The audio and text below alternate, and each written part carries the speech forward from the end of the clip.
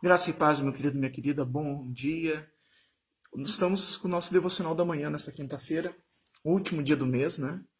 E estamos chegando cada vez mais perto da Páscoa e nós temos falado essa semana sobre arrependimento e a mudança de atitude. E embora já por causa do trabalho missionário que eu venho desempenhando há um tempo, eu não tenho mais tido como conciliar consultório com atividade pastoral. É, hoje eu gostaria de ser um pouco psicólogo, se vocês me permitirem, né? Eu tenho essa formação, trabalhei como psicólogo até que o trabalho, como psicólogo clínico, até que o trabalho de missionário permitiu, mas quando começou a conflitar com a atividade pastoral, eu tive que fechar o consultório e optar pelo meu chamado, né, como cuidador de almas do reino de Deus. Mas hoje eu quero ser um pouco psicólogo e falar para vocês nesse assunto que nós temos falado durante essa semana, arrependimento e mudança de atitude, né, que a gente é chamado para um arrependimento muito mais assim propício nesse período de quaresma. Eu hoje vou estar falando de um texto bíblico que é muito psicológico e nós vamos entender por quê. Mas vamos pegar a Bíblia, né? E eu quero, desde já, eu quero dizer que ontem, no culto de oração, eu ministrei uma palavra que aprofundou esse tema. Então, eu vou dar essa pincelada no tema, mas depois, se quer se aprofundar, veja, eu vou colocar aqui embaixo a pregação, a mensagem abstinência de carne. Abstinência de carne. Será que faz sentido fazer abstinência de carne na quaresma? Vamos falar sobre isso, né, nessa mensagem. Então, quer aprofundar o tema que nós vamos tratar hoje? Assista a mensagem abstinência de carne. Eu vou colocar aqui embaixo para ficar fácil de tu achar. Depois desse vídeo. Assista esse vídeo primeiro, depois assiste o próximo. Muito bem. Arrependimento é mudança de atitude. Te convido a abrir no Evangelho de Mateus, Mateus capítulo 5, versículo 29 e 30. Mateus capítulo 5, versículo 29 a 30. Nós vamos ver como esse texto é bem psicológico, né? Eu vou ter que ser psicólogo um pouco hoje com vocês. Mateus capítulo 5, versículo 29 e 30 diz assim: Se o teu olho direito te faz tropeçar, arranca-o e lança-o de ti, pois te convém que se percam dos teus membros e não seja todo o teu corpo lançado no inferno. Se a tua mão direita te faz tropeçar, corta e lança de ti, pois te convém que se perca um dos teus membros e não vai todo o teu corpo para o inferno. As pessoas dizem, pastor, fala de pecado, fala de inferno. São pregações muito fortes, pastor. Mas não, a função do pregador é simplesmente reproduzir e atualizar a palavra de Deus. Né? Então a gente não está aqui para dar opinião. Então, se Jesus fala de inferno, a gente tem que falar de inferno também. Se Jesus denuncia o diabo, a gente tem que denunciar o diabo também. E hoje Jesus está falando do inferno. Ele está dizendo assim, se teu olho te leva a pecar, arranca ele fora, porque é melhor tu ir sem um olho do que para o céu, do que tu ir para o inferno com o teu corpo todo. Se tua mão direita te leva a pecar, arranca tua mão direita fora, porque é melhor tu ir para o céu sem a mão direita do que tendo a mão direita ir para o inferno. Será que Jesus está mandando a gente pegar uma faca e arrancar o olho fora? Ou pegar um serrote e arrancar a mão direita fora? Será que é disso que Jesus está falando? Não, não é disso que Jesus está falando. O que é o olho direito? O olho direito é aquele que talvez tu usa para mirar. O olho direito é aquele que é o olho bom. Nesse sentido, a palavra direita quer dizer o olho que está certo.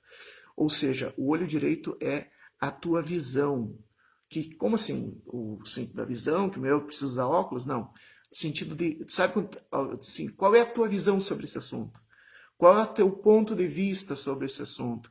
Qual é a tua ótica sobre esse assunto? Sabe que o microscópio, ele tem um lugar só para enxergar, né? Tu vai lá olhar, tu olha com o olho melhor, né? Aqui representado pelo olho direito.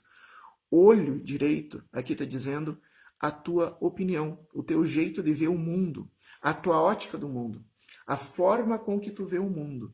Se a forma com que tu vê o mundo, se a tua opinião te leva para longe de Deus, te afasta de Deus, te conduz ao pecado, muda a tua forma de ver o mundo.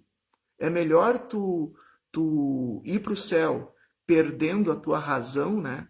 Não, mas eu tenho a minha razão, esse é meu jeito de ser, eu penso desse jeito. É melhor tu perder a tua razão, mas ir para ser salvo, do que tu manter a tua razão, tu manter teu jeito de ver as coisas e ser condenado. Aqui a palavra olho direito está dizendo isso, forma de viver, né? É o que a gente, ou seja, a tua capacidade reflexiva. Se tu reflete sobre algo e diz, não, isso que eu quero para minha vida, é assim que eu penso, essa é a minha opinião sobre esse assunto, esse é meu jeito de ver a vida, esse é o teu olho direito. Se a tua opinião, se a tua reflexão está te afastando de Deus e te conduzindo ao pecado, abre mão dessa tua opinião. Porque é melhor tu perder tua opinião, perder tua razão, mas ser salvo, do que tu manter tua ótica, manter teu ponto de vista e ser condenado. Entendeu? E daí assim, e a mão direita? O que quer dizer a mão direita? A mão direita quer dizer a mão habilidosa. Aquilo que as coisas que tu está acostumado a fazer, que tu sabe fazer bem. Se aquilo, então a tua mão direita representa aquilo que tu é prático em fazer na vida. Se tu está acostumado a fazer tal coisa, se tu está acostumado a uma atividade, essa atividade tu já está acostumado, tu faz bem. Se essa atividade que tu faz bem, que tu está acostumado, está te afastando do reino de Deus, abra mão desse costume. Acho que a mão direita seria isso, aquilo que tu está acostumado. Se esse lazer que tu está acostumado te afasta do reino de Deus, se esse jeito de fazer as coisas, se a forma com que tu tem se comportado te afasta de Deus e te leva do pecado, abre mão desse comportamento. Então, a mão direita é o comportamento que tu está acostumado. Abre mão desse comportamento. É melhor tu perder esse costume e talvez sofrer por perder um costume. Assim como dói arrancar a mão, muitas vezes dói perder um costume, mas é melhor tu perder esse costume, perder esse jeito de fazer as coisas, essa atividade que tu é acostumado a fazer e ser salvo, do que tu manter isso que tu está acostumado, manter esse teu jeito e ser condenado. E vou explicar de novo o olho e a mão, tá? Então, assim, existem dois tipos de... a gente não é condenado por uma tendência, a gente não é condenado por uma tentação, a gente é condenado por uma prática errada. Aqui está se falando de prática, aqui está se falando de hábito, de comportamento. Deus não julga a tentação ou a tendência. E algumas pessoas dizem assim, não, mas Deus que me fez assim, Deus que me fez com essa visão, Deus que me fez com essa prática. Na verdade, não. O nosso comportamento, ele não nasce com a gente. Nenhum comportamento nasce com a gente. O comportamento que nasce com a gente é a gente respirar, a gente chorar, a gente querer sugar leite. Esse é o comportamento que nasce com a gente. Todo o restante do comportamento é adquirido com o tempo, é aprendido. Nós aprendemos a falar, nós aprendemos a nos comportar, nós aprendemos a nos relacionar com o outro. Esse comportamento ele é aprendido. Então não existe essa história de, Deus me fez assim, eu sou assim porque Deus me fez assim. Se é pecado fazer tal coisa, então é Deus que é culpado do meu pecado, porque Deus que me fez assim. Não, não foi Deus que te fez assim. Deus te criou com capacidade para aprender. E tem dois tipos de comportamento, de hábito que se adquire, de comportamento que se adquire. O comportamento reativo e o comportamento reflexivo. O que é o comportamento reativo? O comportamento reativo é uma reação ao comportamento por causa das coisas que tu viveu. O mundo te empurra para um determinado comportamento, tu reage se comportando daquele jeito. Por exemplo, se na tua família é muito comum o uso de bebida alcoólica, quando tu era criança, tu via teu pai, tua mãe, teu avô, tua avó, teus tios bebendo bebida alcoólica, é normal que reagindo a essa vivência que tu tem, tu venha desenvolver o hábito de substância alcoólica. Né? Então, assim, não foi Deus que te fez alcoólatra, mas foi uma reação ao mundo. Ou seja, a reação, então, é o comportamento da mão direita, né? Cortar a mão direita, aquilo que tu está habituado a fazer. Aquilo que tu está habituado a fazer. E o comportamento reflexivo é o comportamento que tu decide o que é melhor para ti. Tu para, tu pensa, tu olha e diz, não, é isso que eu quero. Eu vou fazer isso porque eu acho que isso está certo. Eu observei e eu acho que isso está certo. Esse aqui é o olho direito. Então, assim, não foi Deus que te fez, que fez com que tu se comportasse, talvez, com alcoolismo, talvez com uma imoralidade sexual, talvez com desonestidade, talvez com mentira. Não foi Deus que fez o mentiroso, não foi Deus que fez o imoral, não foi Deus que fez o viciado, mas sim o aprendizado. A gente nasce para aprender. Deus nos deu um cérebro para aprender. E a gente aprende reagindo àquilo que a gente vive. Uma pessoa que geralmente sofre abuso, ela tem uma tendência a ser imoral. Uma pessoa que vive num ambiente opressivo, ela tende a ser agressiva. Uma pessoa que vive num ambiente de manipulação, ela tende a ser mentirosa. São reações, mas não foi Deus que fez, foi uma reação. Então, assim, esse comportamento reativo que é representado no texto de Jesus como sendo a mão direita, tu precisa abrir mão desse comportamento reativo. Procure ajuda, vá se tratar, procure aconselhamento pastoral, busque na oração, procure psicólogo se for necessário, mas se livre desse comportamento reativo que te leva para o pecado e te afasta de Deus. Porque é melhor tu perder esse comportamento reativo, e vai doer para perder, porque tu está habituado com isso. Tu se identifica com isso. Tu já se identifica com a imoralidade, se identifica com o vício, se identifica com a agressividade, tu se identifica porque tu aprendeu a ser assim, mas não foi Deus que te fez assim. Deus te fez a imagem e semelhança dele. Jesus faria isso que tu diz que Deus te fez assim. Ah, eu sou imoral porque Deus me fez imoral. Jesus era imoral? Pois Deus te criou a imagem e semelhança de Jesus. Tu és a imagem e semelhança de Jesus da parte de Deus. Tudo isso que te difere de Jesus são coisas que tu aprendeste, seja por reação, seja por reflexão. Tu olhou e pensou, não, é melhor esse caminho. Aqui eu vou evitar a dor, então eu vou por esse caminho. Aqui eu vou ter mais prazer, então eu vou por esse caminho. Esse é o olho. Esse é o olho direito refletindo a tua ótica de vida. Abra mão daquilo que te afasta. É bem fácil saber qual é o crivo. Olha, como Jesus se comportava nas Escrituras, leia a Bíblia e veja como Jesus se comportava. Se Jesus era imoral, se Jesus era agressivo, se Jesus era viciado, se Jesus era mentiroso, se Jesus era desonesto, se Jesus era ganancioso. Olha no comportamento lendo os evangelhos e vê. É assim, porque é assim que Deus te fez.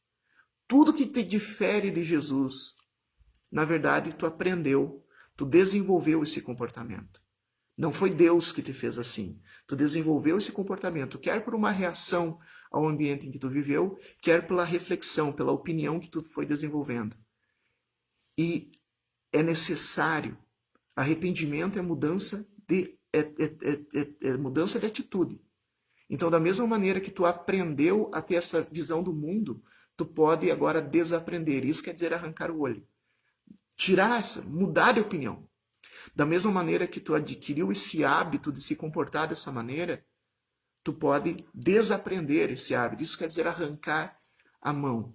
Arranque esse hábito, arranque essa ótica, tudo aquilo que te afasta de Deus e que te leva ao pecado. Isso é arrependimento. E não coloque a culpa em Deus, não foi Deus que te fez assim.